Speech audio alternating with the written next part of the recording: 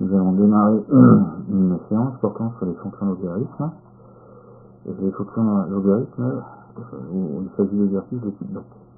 Nous allons effectuer l'exercice 3 et 5. Alors voici l'exercice 3.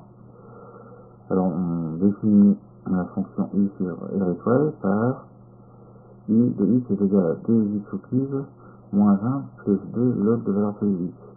Alors première question, étudier les variations de i sur r étoile, préciser la valeur de l'extrémum relatif i. Alors, calcul de f' de x sur l'intervalle, sur r étoile. Alors, qu'est-ce qu'on a? On calcule, pour commencer, alors f de x, c'est écrit ici, c'est 2x au cube, moins 1, plus 2 log de valeur absolue de x. Alors, la dérivée, f', ça va faire 2 fois 3 x au carré, moins 0, plus 2 fois 1 sur x. Ce qui nous fait 6x au carré, plus 2 sur x. On réduit au même dénominateur. Ça nous fait 6x au cube, plus 2.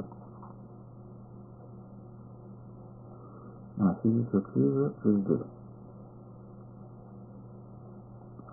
Alors il s'agit de préciser les variations. Alors variation de f. Variation de f. Donc il va falloir effectuer une étude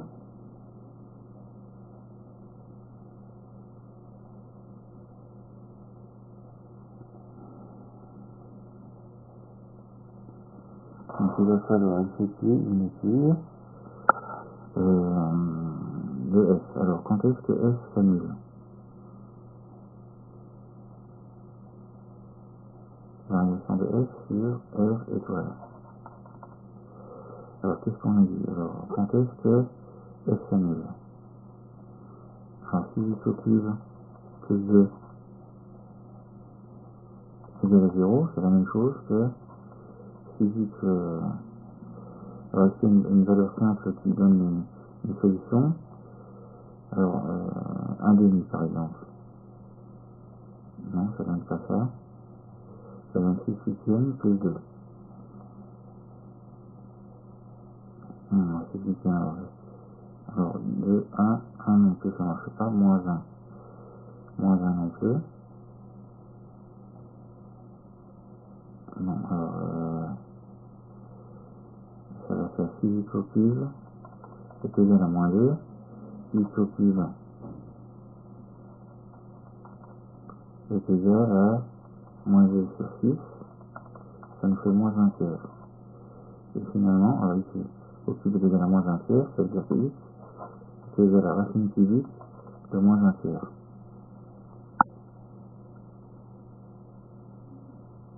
Alors, x est égal à racine cubique de moins 1 tiers. Racine cubique de moins 1 tiers. Voilà. Alors,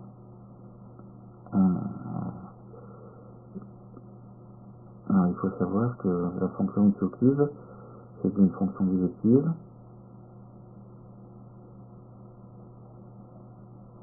Donc le tableau de variation va être le suivant. Le tableau de variation va être le suivant.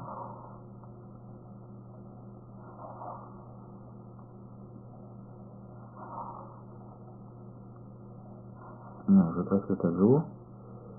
Alors on a x, on a f' et on a f. Alors on a quoi comme valeur? Il y a 0 pour lequel l'origine n'est pas définie. Et on a racine de moins 1 tiers, racine cubique de moins 1 tiers, pour lequel on a un 0. Alors il faut savoir que, comme c'est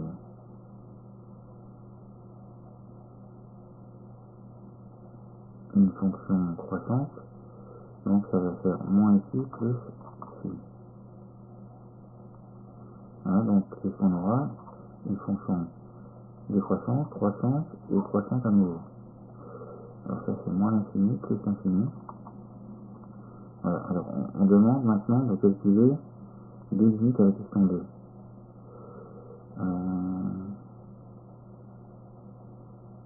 Alors là, ça fait 0. Alors là, x au cube, ça fait racine, ça fait 1. Moins 1 tiers. Alors qu'est-ce qu'on a? F de racine cubique de moins 1 tiers. Alors ça fait quoi? Ça fait 2 fois moins 1 tiers, moins 1, plus 2, log de valeur absolue. Ça va faire quoi? Ça va faire racine cubique de moins 1 tiers en valeur absolue. Donc ça va faire quoi? Ça va faire moins 2 tiers, moins 1, alors plus 2 fois 1 tiers, de log de 1 tiers. Ce qui va nous faire, ce qui va nous donner, moins 2 tiers, moins 1, on va dire même dénominateur, ça fait moins 5 tiers. Alors log, ça va nous faire moins log de 3, moins 2 tiers, log de 3. Voilà. Alors ça c'est ça. Alors f de racine cubique de moins 1 tiers. Alors on a maintenant ici et là 2 limites que l'on va calculer maintenant. Alors 2 limites, question 2. Alors limite en 0.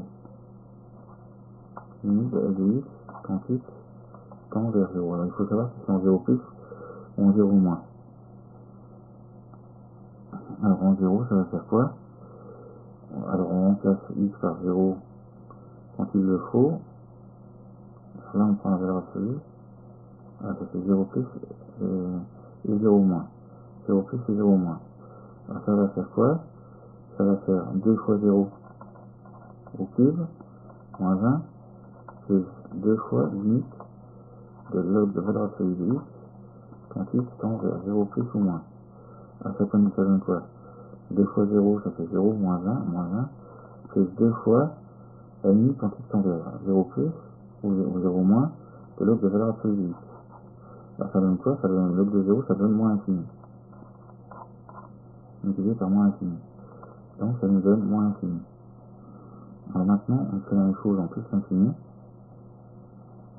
Alors limite de f de x quand x tend vers plus l'infini. Donc en 0, ça donne moins. Comment ça se fait? On a fait une erreur quelque part? Non.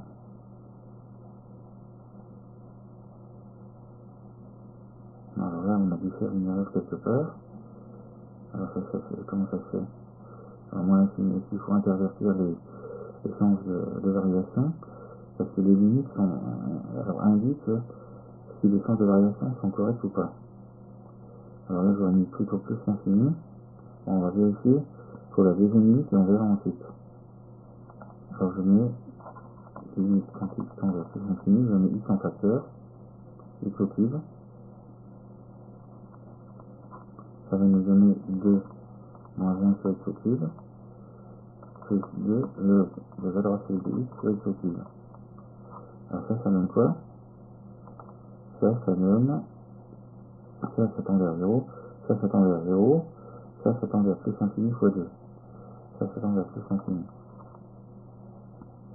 Donc là,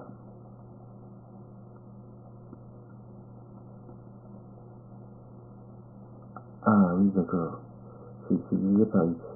Alors c'est divisé par x, donc alors là il faut ajouter un petit tracé. Alors x c'est quoi? C'est moins, plus.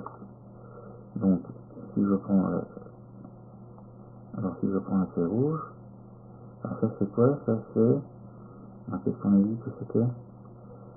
Si je prends le rouge, alors c'est 6x au cube plus 2.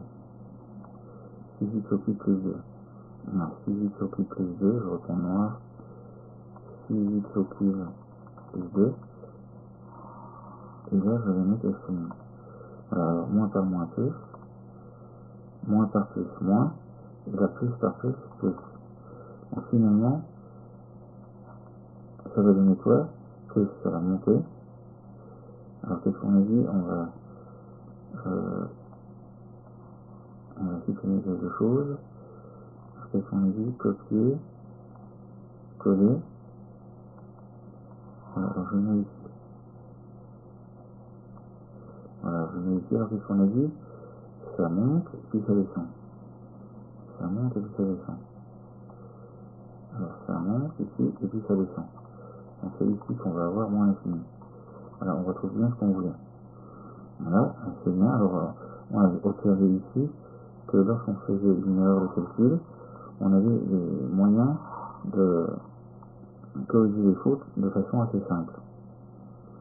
Alors j'en suis maintenant à la question 3. Alors question 3. Montrer qu'il y a bien une seule solution sur 1,1. Alors on regarde le tableau de variation. Sur 1,1, alors 1,5 c'est là, et 1 c'est là. Et on voit que sur cet intervalle, 1,1, la fonction est croissante strictement. D'accord? Alors, on indique.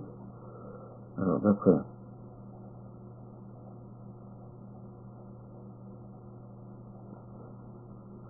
Avec une seule solution sur 1,1. Alors il faut calculer f de 1,5 et f de 1. Alors je calcule f de 1,5 d'abord. Alors f de 1,5 ça fait quoi? Ça fait 2 fois 1 sur 2 au cube, moins 1, plus 2 log de 1,5. Ça donne quoi? 2 au cube ça fait 1 quart, moins 1, plus 1, alors on va dire moins 2 log de 2. Ça fait quoi? Ça nous fait 1 quart moins 1, ça nous fait moins 3 quarts, moins 2 log de 2. Alors ça c'est un nombre négatif. Maintenant on calcule f de 1. Alors, ça donne quoi? Ça donne 2 fois 1 au cube, moins 1, plus 2 log de 1. Alors ça donne 2, moins 1, plus 2 fois 0. Alors 2 moins 1 ça fait 1, plus 0, ça nous donne 1. Alors ça c'est un nombre positif. Alors sur l'intervalle 1,5, 1, f de x est croissante. Alors voir tableau de variation, voir tableau de variation, et f de 1,5 est négatif, et f de 1 est positif. Donc, on applique le théorème des valeurs intermédiaires. Donc, on applique le théorème des valeurs intermédiaires. Les valeurs intermédiaires.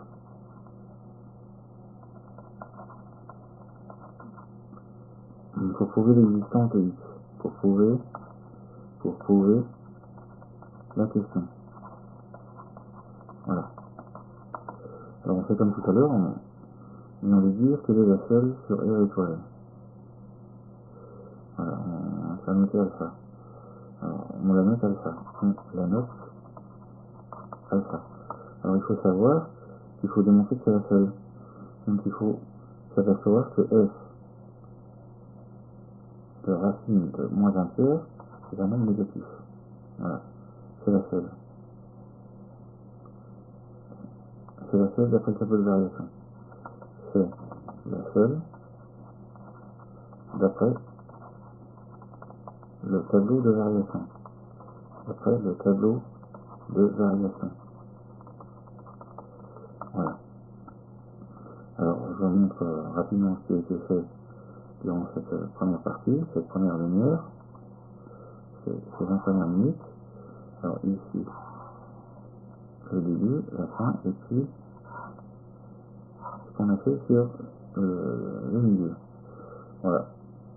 Alors donc il y avait un tableau de variation sur le milieu du tableau et deux colonnes sur lesquelles des calculs ont été effectués.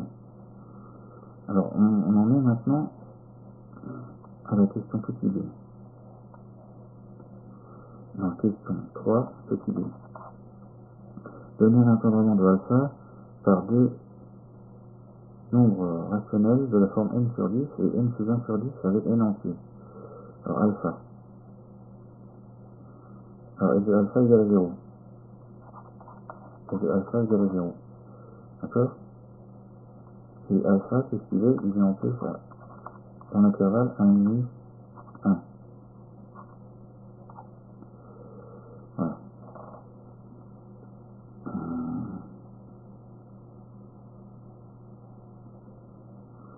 Alors, il faut constater que alpha doit être encadré par deux nombres rationnels faisant intervenir n. N sur 10 et n plus 1 sur 10. C'est-à-dire deux nombres.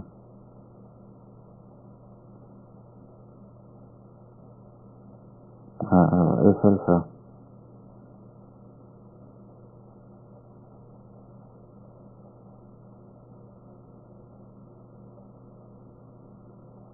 Avec un entier, donner un encadrement.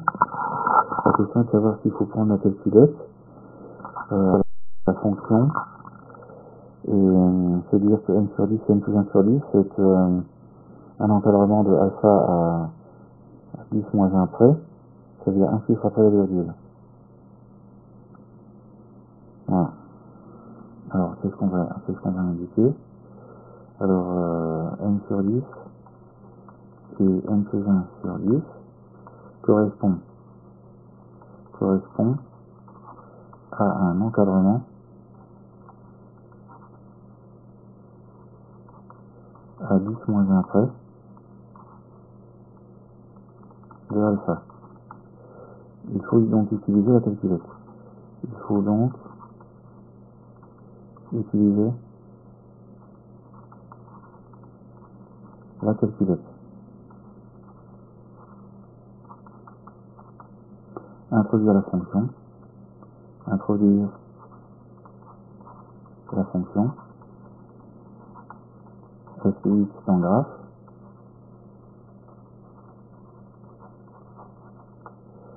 Alors ça c'est la première chose. Et ensuite, aller dans table. Aller dans table.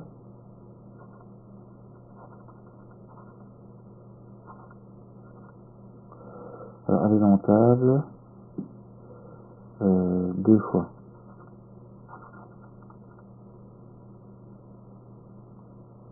Alors une fois, on va dire une fois. Alors début 0,5, c'est-à-dire 1,5. Fin. Alors fin, ça va être quoi? Ça va être fin, c'est 1. Et le pas, il faudra le prendre égal à 0,1. Le pas égal à 0,1. Voilà. On arrive à trouver n et on trouve ainsi n. On trouve ainsi n et n plus 1.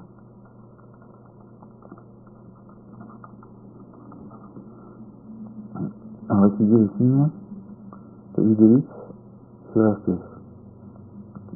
Sur l'étoile, pardon. Sur l'étoile. Alors il va nous falloir le tableau de variation. Alors est-ce qu'on va le trouver? On va le trouver ici. Alors le tableau de variation. Alors je vérifie ça. Voilà, alors là il y a simplement une valeur qui est la valeur d'alpha.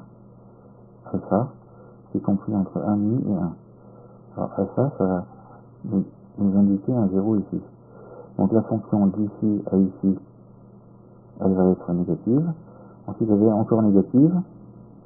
Et là elle va finir par être positive. Voilà. Alors,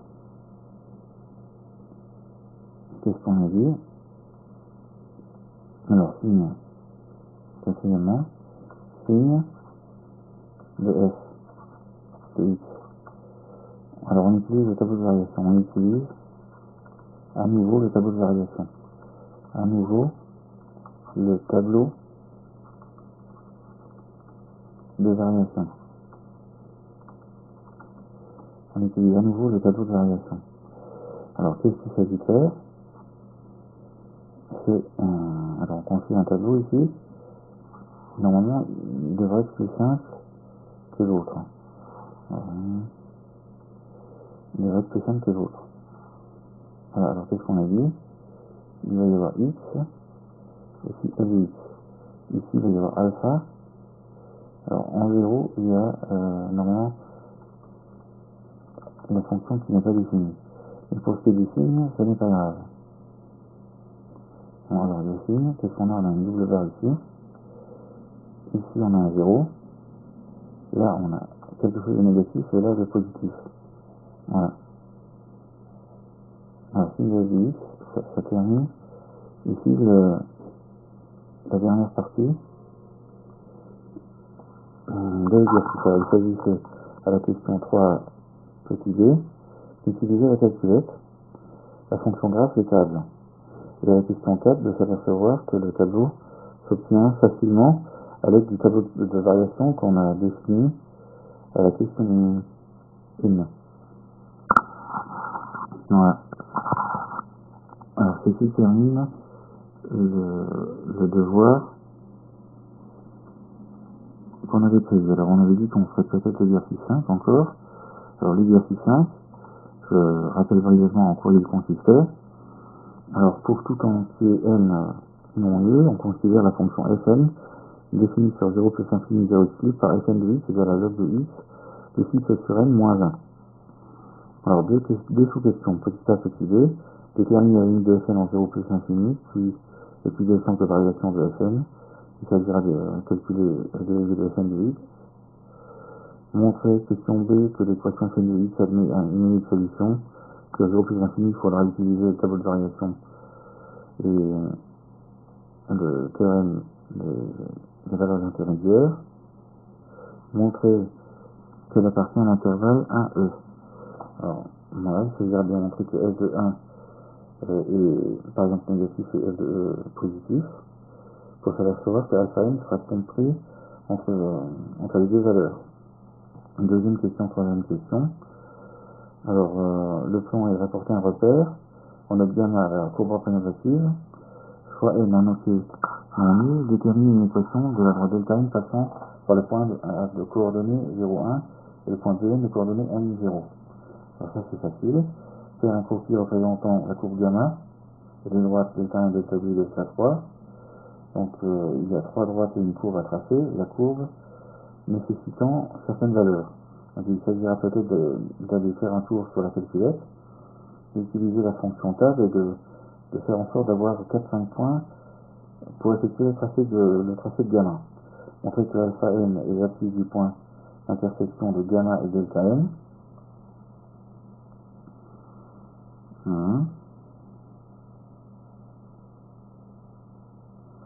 Alors préciser la valeur de alpha 1 puis faire une conjecture sur le sens de variation de alpha n.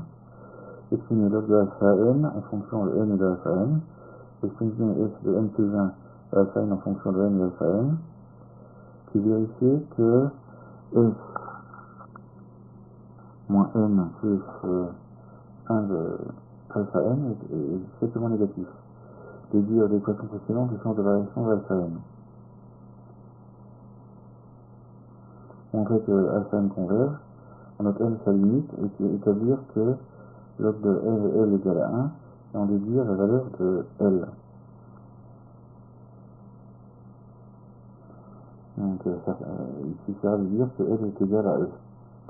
Voilà, alors vous avez maintenant, si vous souhaitez, la possibilité d'effectuer cet exercice en dehors de la vidéo. Merci.